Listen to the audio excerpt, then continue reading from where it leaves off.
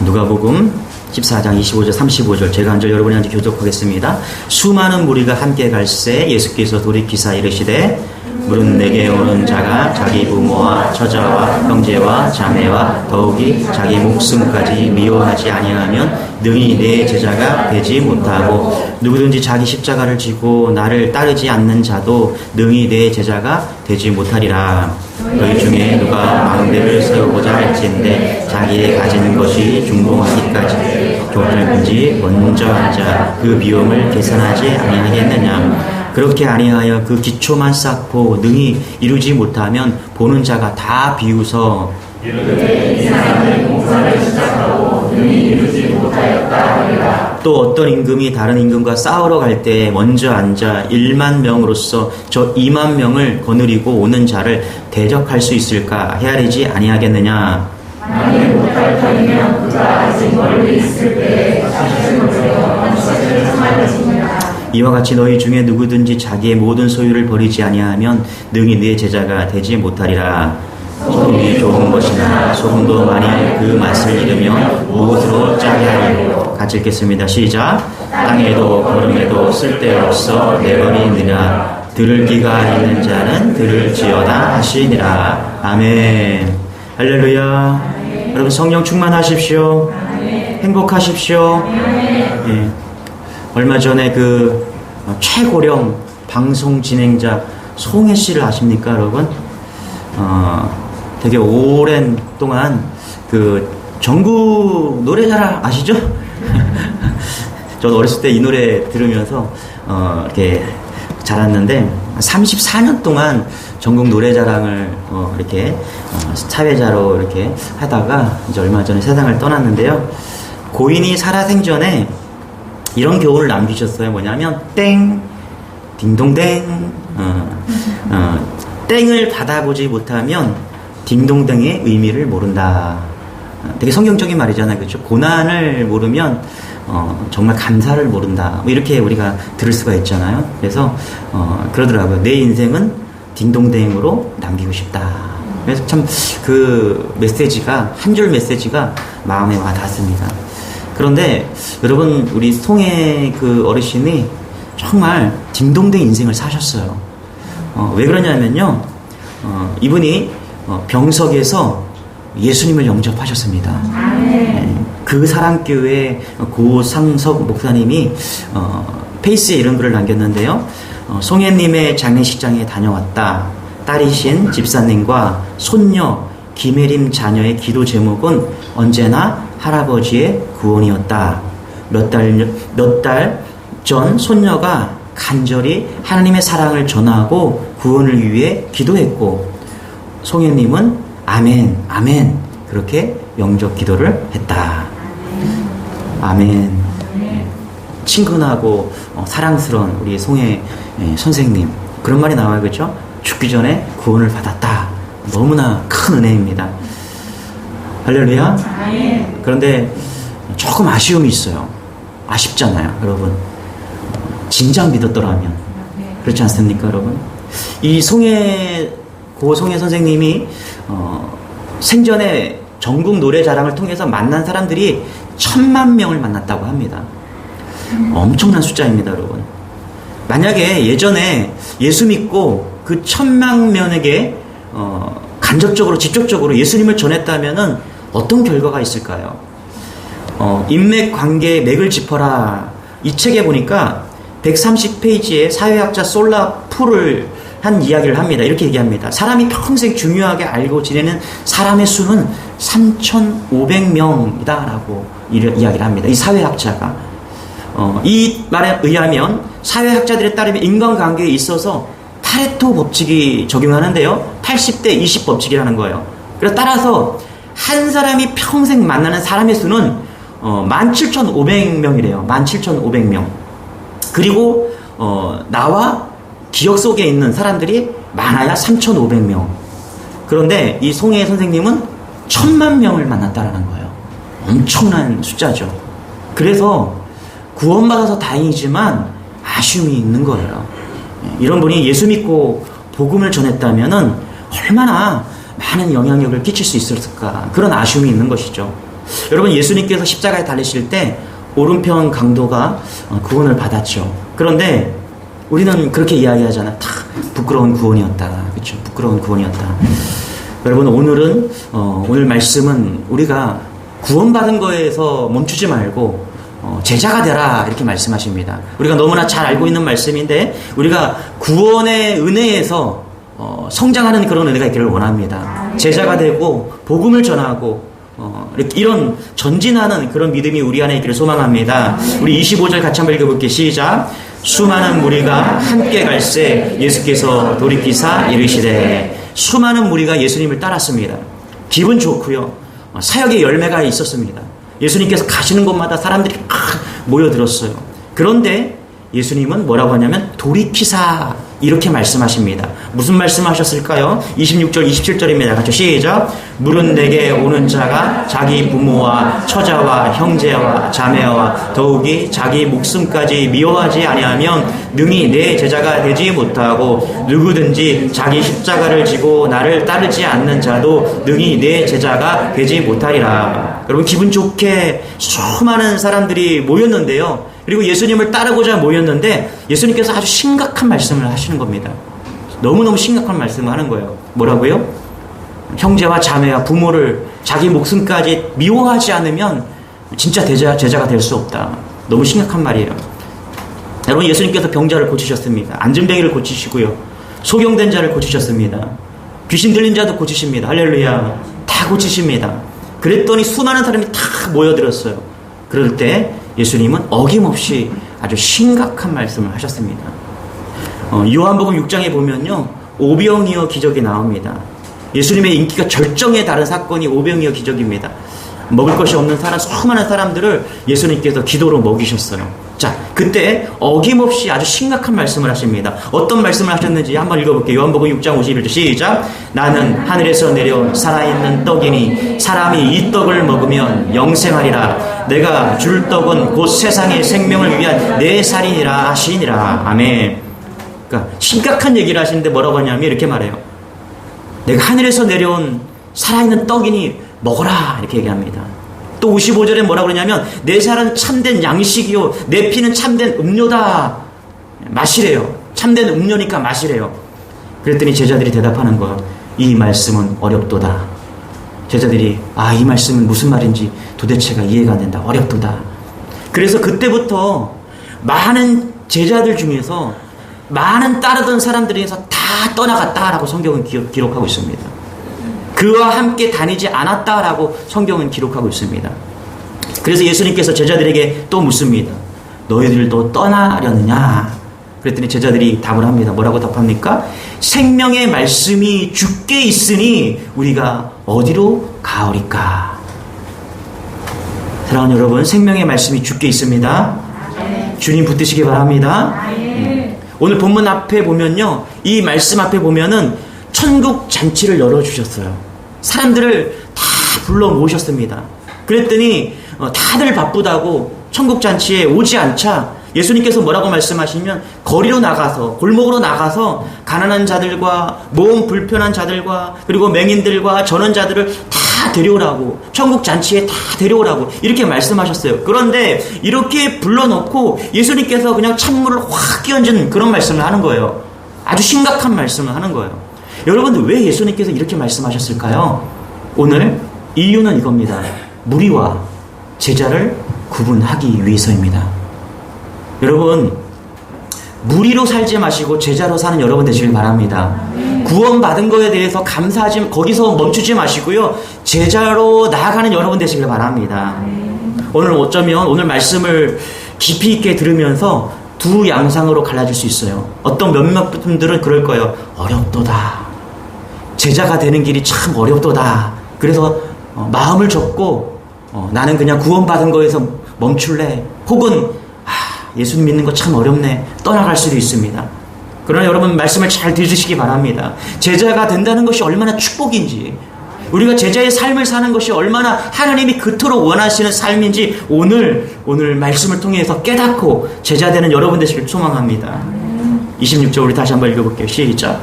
물은 내게 오는 자가 자기 부모와 처자와 형제와 자매와 더욱이 자기 목숨까지 미워하지 아니하면 능히 내 제자가 되지 못하고. 여러분 성경 구절 가운데서 오해하지 말고 이해해야 될 구절이 오늘 이 말씀입니다. 여러 가지 어려운 말씀들이 조금 있는데요. 26절은 잘 이해가 되지 않습니다. 잘못 읽고 잘못 해석하면요, 오늘 말씀은 부모와 형제와 자매들을 다 원수 삼아라 이렇게 해석할 수가 있습니다. 부모나 형제나 자매나 자기 목숨까지 다 미워해야 된다. 그래야 제자가 될 수 있다. 이렇게 생각할 수 있습니다.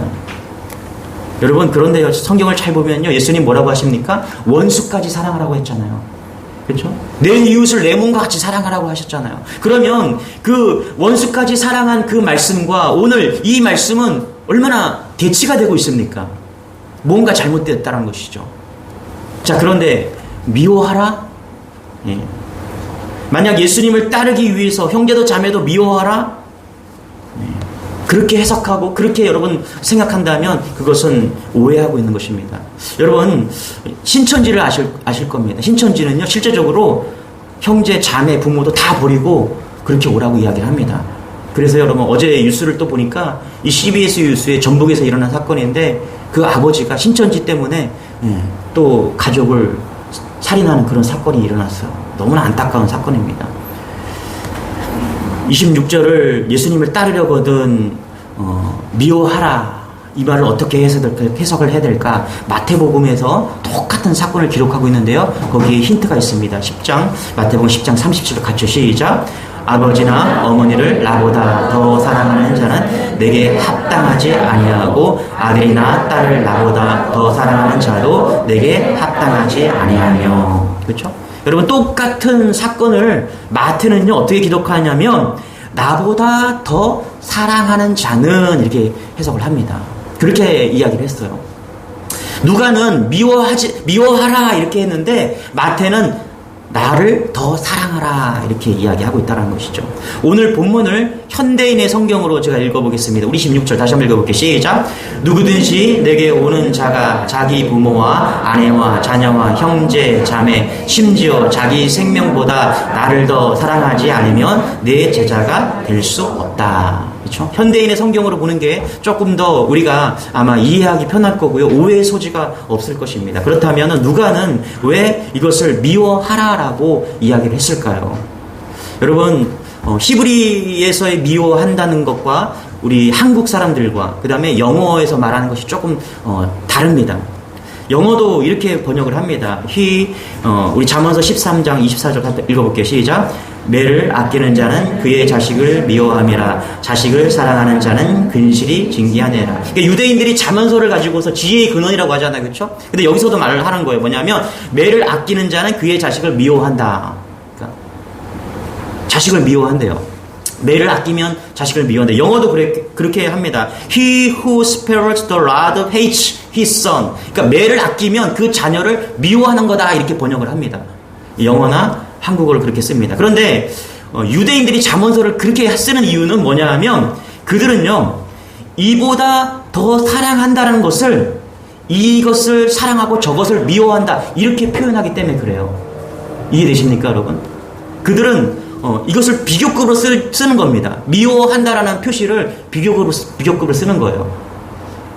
나는 성경에도 보면 창세기에 라헬과 레아가 나오잖아요. 거기도 똑같아요. 라헬은 사랑하고 레아는 미워했다라고 표현을 합니다. 그래서 실질적으로 뭐냐 하면 그 해석을 이렇게 해야 돼요. 내가 레아보다 라헬을 더 사랑했다. 이렇게 해석을 해야 됩니다. 그러니까 유대인들은 히브리식 표현에 의하면 누구보다 더 사랑한다라는 것을 그냥 미워한다라고 표현을 하기도 한다는 것입니다. 자, 그렇다면 우리는 이렇게 해석할 수가 있는 것이죠. 예수님을 그 누구보다 더 사랑하는 자만이 제자가 될 수 있다. 할렐루야. 여러분, 우리가 예수님의 제자가 되기 위해서는 가장 필요한 게 뭐냐면 사랑입니다. 사랑을 먼저 점검합니다. 요한복음 21장에 보면은 십자가의 죽음을 당하고 그리고 그것을 목격한 예수님의 제자들이 다 도망쳤습니다. 그런데 예수님께서 요한복음 21장에서 그 도망갔던 제자들에게 부활하셔서 그 제자들에게 나타나시죠.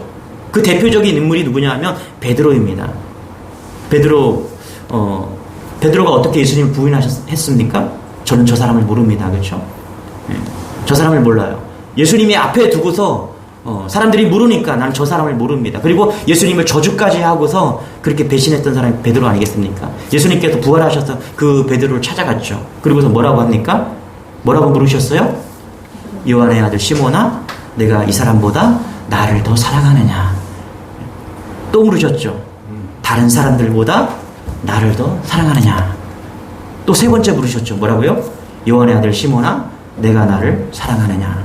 세 번째 딱 물으셨을 때 성경에 울컥했어요. 제 베드로가 울기 직전이었다라고 표현을 합니다.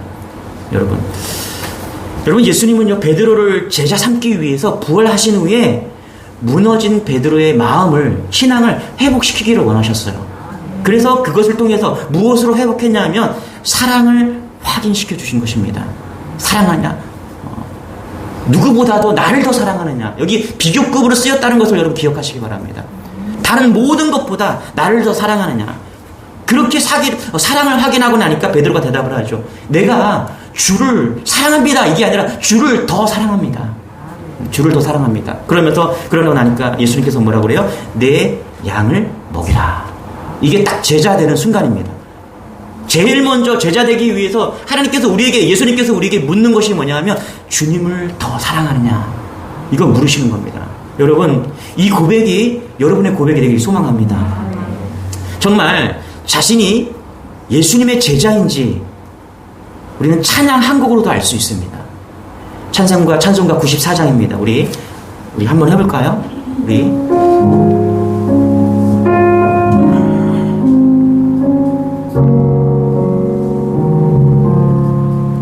주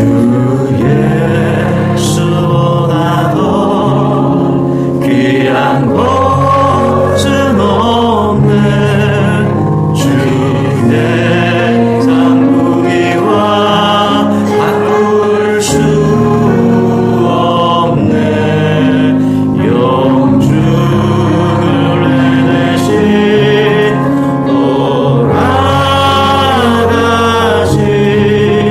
그 놀라운 사랑 있지. 우리 2절 합시다. 주 예수보다도 주 예수보다도 귀한 것은 없는 이 세상 명예와 바꿀 수 없는 이전에 즐기던 세상 일도 그 사랑하는 마 뵙지 못해. 아멘. 됐어요? 네. 여러분, 이 찬양의 한 곡을 통해서 내 신앙이 고백될 수 있습니다. 여러분, 이 찬양이 정말 여러분의 고백이 되십니까? 그렇다면은 왜 하나님은 부모보다, 형제보다, 나 자신보다 주님을 더 사랑하고 말씀하셨을까요? 이유는 그분이 우리를 창조하셨기 때문입니다. 우리 부모 역시 창조하셨어요. 나를 만드시고 우리 부모님을 만드셨습니다. 그리고 우리를 만드셨을 뿐만 아니라, 우리 부모님을 만드셨을 뿐만 아니라 심판하신다는 사실도 여러분이 기억하시기 바랍니다. 그래서 그분을 사랑해야 된다는 것입니다. 주님을 사랑해야 된다. 이것이 첫 번째 계명입니다. 여러분, 주님을 사랑하는 여러분 되시길 바랍니다. 27절입니다. 같이 읽겠습니다. 시작. 누구든지 자기 스스로 나를 따르지 않는 자도 능히 내 제자가 되지 못하리라. 두 번째 이야기합니다. 첫 번째는 예수님을 사랑하라. 그 다음에 뭐라고? 십자가를 지라라고 이야기를 합니다. 여러분, 이거 순서가 바뀌면 안 돼요. 여러분, 주님을 사랑해야 십자가를 질 수 있습니다. 네. 내가 먼저 십자가 지려고 하면 안 돼요. 십자가는요, 주님을 사랑하면요, 그냥 십자가가 져지는 겁니다. 십자가를 지지 않으면 제자가 될 수 없다. 여러분, 십자가를 진다는 게 뭘까요? 우리는 십자가가 무엇을 상징하는지 알죠? 죽음을 상징합니다. 그래서 예수 제자 되는 길은 십자가에서 내가 죽는 길이다. 이렇게 우리가 번역할 수 있습니다. 이렇게 해석할 수가 있어요. 여러분, 그런 것 같아요. 가정에서나 교회에서 왜 싸울까요? 안 죽어서 그렇잖아요. 그렇죠? 안 죽어서. 내가 죽어봐요. 가정에서 내가 죽고 교회에서 내가 죽고 그러면 우리는 평화가 임하고 행복이 있습니다. 그래서 사도 바울이 고린도서 15장 31절에 뭐라 그러냐면 형제들아 내가 그리스도 예수 우리 주 안에서 가진 바 너희에 대한 나의 자랑을 두고 단언하노니 나는 날마다 죽노라. 날마다 죽노라. 날마다 십자가가 지고 간다라는 거예요. 여러분 십자가 지는 여러분 되시길 바랍니다. 제가 목회하면서 깨달은 사실 내가 죽어야 산다. 내가 죽어야 교회가 산다. 내가 죽어야 목사가 죽어야 성도들이 산다. 여러분 성도들이 죽으면요 교회가 부흥될 줄 믿습니다. 어떤 사람이 그래요. 교회 다녀서 구원받는 것까지만 거기까지만 믿고 싶대요. 구원받고 복을 받고 병도 나음받고 치료받고 거기까지만 받고 싶대요. 제자 되는 건 힘들대요. 나보다 다른 사람을 더 사랑하라고 너무 힘들대요. 십자가를 지라고요. 제자 되는 건 너무 힘들다고. 여러분 그래서 예수님께서 계산해보래요. 계산해보래요. 보세요. 뭐라고 말씀하시나. 28절부터 30절까지 시작. 너희 중에 누가 망대를 세우고자 할진대 자기의 가진 것이 준공하기까지 족할는지 먼저 앉아 그 비용을 계산하지 아니하겠느냐. 그렇게 아니하여 그 기초만 쌓고 능히 이루지 못하며 보는 자가 다 비웃어 이르되 이 사람이 공사를 시작하고 능히 이루지 못하였다 하리라. 예수님께서 뭐라고요? 망대를 세우는데 계산해보래요. 여러분 이것은요 예수 믿는데 계산 좀 해보고 예수를 믿으라는 것입니다. 저는 이 말씀을 읽다가 깜짝 놀랐습니다. 예수님이 우리를 너무너무 잘 알고 계세요. 예? 내가 예수 믿는데 구원받는 것까지만 믿고 복받는 것까지만 믿고 제자 되기 싫어하는 우리의 마음을 딱 아시고 딱 말씀하시는 거야. 야 계산해봐. 진짜 계산해봐. 오늘 이 자리에 여러분 아무 생각 없이 앉아있지 마시고요. 계산해보는 여러분 되시길 바랍니다. 여러분 망대를 짓다가 중간에 그만두면요 얼마나 손해라는 거예요. 이것은요 우리가 예수 믿는데 우리가 예수 믿고 구원받는 거기까지만 믿으면 얼마나 손해인지 그거 계산해보라는 거예요. 28절에 보니까 먼저 앉아 그 비용을 계산하지 아니하겠느냐. 31절에도 먼저 앉아서 오늘 앉아서 여러분 계산해보시기 바랍니다. 우리는 예수님을 따를 때 계산해보니까 손해본다라고 생각해요. 손해본다. 여러분 그렇지 않습니다. 제가 앉아서 계산해봤어요. 여러분 성경에 얼마나 복을 많이 준다라고 말씀하시는지 모릅니다. 우리가 세상 것을 다 버리면 더 좋은 것을 준다고 말씀하십니다. 여러분 이걸 믿으십니까? 그러나 우리는 내 것이 지금 있는 것이 가장 좋다라고 생각해요.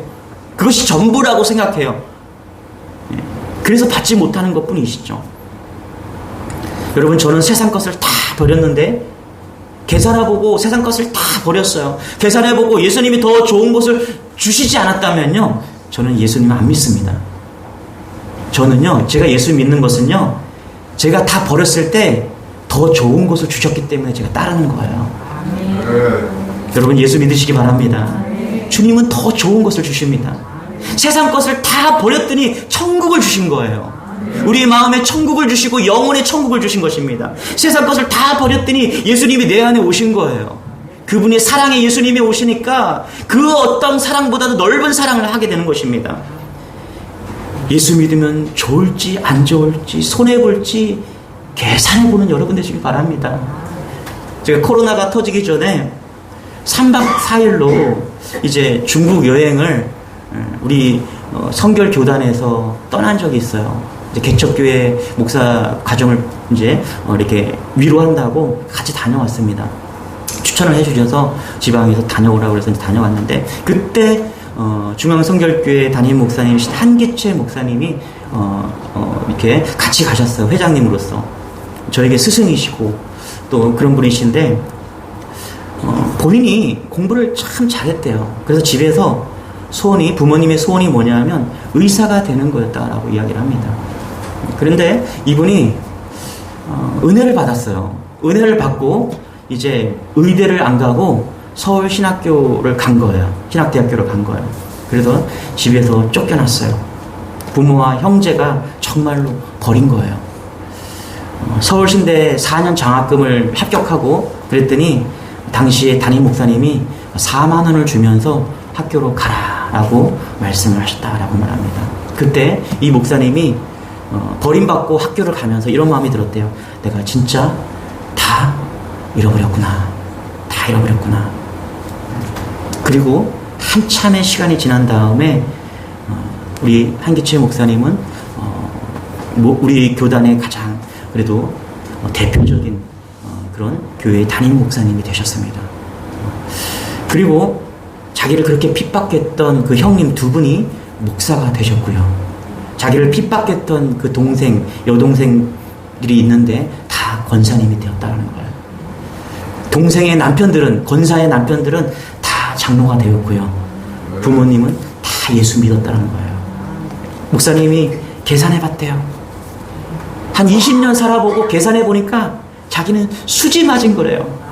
자기가 수지 맞고, 자기 가정이 수지 맞고, 자기의 가족들을 다 수지 맞았대요. 여러분, 계산해보세요. 여러분, 예수 믿으면 이것도 포기하고 저것도 포기한다? 여러분, 아니에요. 여러분, 우리가 포기하는 것이 아니라 그냥 놔버리게 된다니까요. 가치가 없기 때문에 그냥 놔버리게 되는 거예요. 우리가 뭐 예수 믿으면 이것도 포기합니다. 저거 여러분 포기한다는 것은 아쉬움이 있잖아요. 그런데 여러분 진짜 예수 믿어보세요. 주님을 사랑해보세요. 내가 십자가를 져보세요. 그러면요 포기하는 게 그냥 아니라 놔버린다니까요. 왜? 더 좋은 것이 있기 때문에. 더 좋은 것이 있기 때문에. 우리 아이들 있잖아요. 더 좋은 것이 있으면요 언제든 이게 좋았던 게 언젠지 모르게 그냥 그거 놔버리고 저거를 확 잡아요.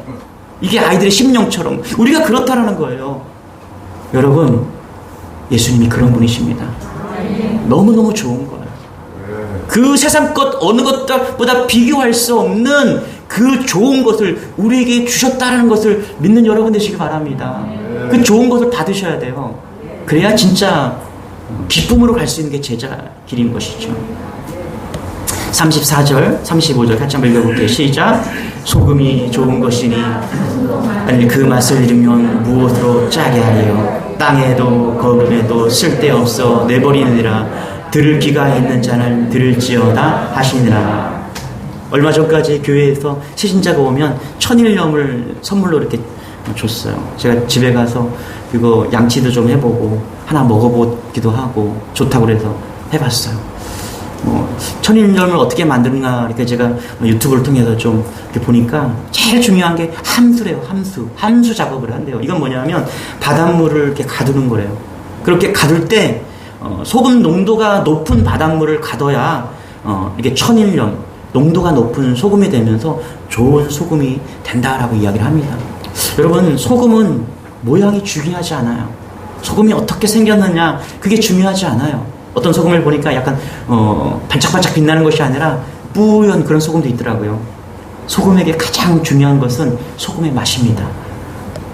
농도예요. 농도. 소금이 얼마나 짠맛을 낼 수 있느냐. 소금의 이야기는요 보여지는 것이 아니라 맛을 이야기합니다. 여러분, 그렇다면은 우리가 한번 고민해 봅시다. 우리의 모양, 우리가 양복을 쫙 입고 성경책을 쫙 끼고 거룩한 척하고 그게 중요한 것이 아니라 우리가 정말 세상에서 소금이 되는 삶을 살고 있느냐 그게 중요하다는 것입니다. 여러분, 소금이 맛을 낼 수 있는 것은 녹아야 됩니다. 여러분, 세상에서 녹아내리는 여러분 되시길 바랍니다. 녹아야 돼요. 제가 후라이팬에다가 소금을 튀겨봤어요. 소금이 막 팍팍 튀어요. 이리 튀고 저리 튀고 쓸모없는 소금이 되는 거예요. 여러분, 소금은요 녹아야 되는 것입니다. 여러분, 세상에서 가정에서 녹으시기 바랍니다. 직장에서 삶의 터전에서 빛으로 산다는 것, 소금으로 산다는 것은 내가 녹아져서 없어지는 거예요.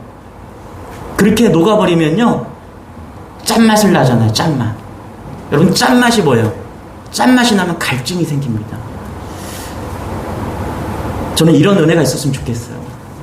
우리 주님의 교회 김권사님을 만났는데, 아니 주님의 교회 김권사를 만나서 얘기를 하다 보니까 이 김권사랑 대화를 하다 보면 갈증이 생기네. 네? 여러분, 예수 믿는 사람과 대화를 하면요 영적 갈증이 생기기를 원합니다. 할렐루야. 영적 갈증이 생기는 거예요. 저 사람과 대화를 하면 목마름이 생기네. 저 사람이랑 대화를 하면 뭔가 있는 것 같아. 이게 소금인 거예요. 여러분, 예수 믿는 저 사람 김 집사, 나랑 같이 직장생활 해보니까, 저 사람 뭔가 있는 것 같아. 저건 뭘까? 이 소금이요, 다른 사람에게 영적 갈증을 불러일으키는 거예요. 우리가 진실로 녹아내리면요, 다른 사람에게 이 영적 갈증을 가져오게 된다는 거예요. 진짜 뭐 있구나.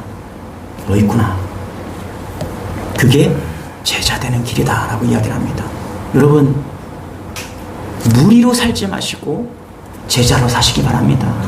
저는 우리 주님의 교회 성도 한 분 한 분이 주님이 구원받은 거에만 멈춰 있는 것이 아니라 무리에서 벗어나서 제자로 사는 그런 은혜가 있길 소망합니다.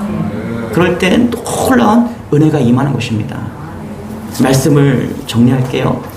제자 되는 길, 설교를 듣고 역시 제자 되는 길은 어렵다라고 마음속에 그런 생각을 가질 수가 있어요. 사랑하는 것 어렵죠. 그렇죠? 더 사랑하는 것, 내 이웃을, 또 사랑할 수 없는 사람들을, 원수 같은 사람들을 사랑하는 것 어렵죠. 십자가를 진다는 게 어렵죠.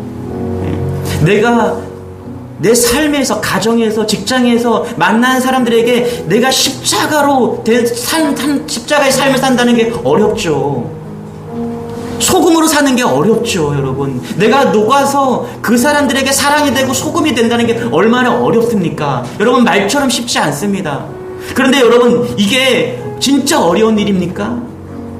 여러분, 우리가 주님을 더 사랑해서 우리가 제자 되는 것 같아요? 보세요. 주님은 물으셨죠. 내가 나를 사랑하느냐? 이 전제에는요, 이런 전제가 깔려 있습니다. 뭐예요? 주님이 우리를 사랑한다는 전제가 깔려 있는 것입니다. 이해되십니까? 십자가를 지라는 것은요, 주님이 우리를 위해서 이미 십자가를 지었다는 전제가 깔려 있는 거예요. 우리가 제자가 될 수 있는 것은요, 우리의 힘으로 안 돼요. 우리가 제자가 될 수 있는 건 예수님의 십자가를 보는 겁니다. 그 십자가를 통해서 예수님의 사랑을 깨닫는 거예요. 그럴 때 우리는 소금이 될 수가 있는 거예요. 녹아낼 수가 있는 것입니다. 주님은요, 주님으로부터 받은 사랑이 없고 주님으로 받은 그 십자가의 사랑이 없는데 우리 보고 제자 되라고 말씀하지 않습니다. 여러분, 깨닫는 은혜가 있기를 소망합니다. 우리가 제자가 될 수 있는 것은 주님의 충분한 사랑, 충분한 십자가의 은혜로 오늘도 세상에서 소금으로 녹아내릴 수 있다는 사실입니다. 이게 제자의 길로 가는 지름길인 것이죠. 여러분, 주님을 사랑하고 주님의 사랑에 충분히 녹아내는 여러분 되시길 축원합니다. 우리 자리에서 일어나서 우리